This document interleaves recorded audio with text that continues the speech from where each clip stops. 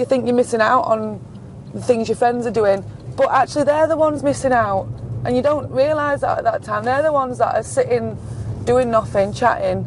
At that age, you do think that's kind of a cool thing and that you're going to miss out, but I was the one travelling around the country, travelling around the world, you know, into Europe without my parents. You know, that's pretty cool, isn't it, really? We never moved. We've always been in the same house, the same street. I actually own that house now, so it's quite nice that, you know, I get to keep the family home as well. When I come home, go for a run along, well, it was the pit top, this is where the pit used to be, so it's where my uncle used to work and my granddad used to work. My coach used to get me running up and down Staggeats when I was like 14, 15.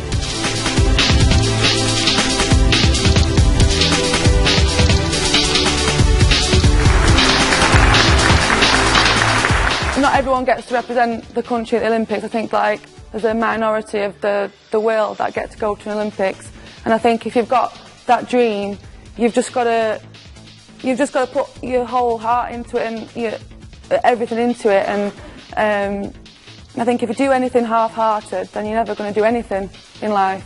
There's always ups and downs in sport, and you know, injuries, and you know, not being able to go to competitions, and you know, losses, wins. But when you like finally win, like especially like a World Championships or like a Europeans or Olympics, when they play your national anthem, you forget about all the bad stuff, and that's what makes it worthwhile. When you hear your national anthem playing and everyone's singing, that's a really special moment.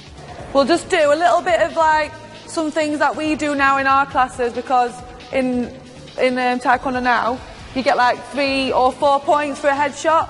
So like it's really important for like your hips to be really strong. So we'll do a little bit of that, and then we'll kick some pads. We're going to do 10 high kicks, but you're going to hold it for 1, 2, 3. You're going to do 10 of them, yeah? She was a very quiet and retiring girl when she was at Don Valley. She was someone who got on with her work, didn't get any trouble, and just kept herself to herself. And it's interesting talking to her today, because in many ways she's just still exactly the same person that she was. So if you're fighting somebody, and I kicked the body, and Hannah kicked the body, yeah? So imagine we're doing that, but then I go, straight away I go high, so we go 1, 2, so she's not ready. You should never forget, you know, where you come from and who's got you to where you are, because you don't do it on your own. You don't become a world champion and Olympic medalist on your own, do you? And you can't just, you know, take the last few years, because, you know, world champions and Olympic medalists don't just win, you know, physically. It's like who you are as well.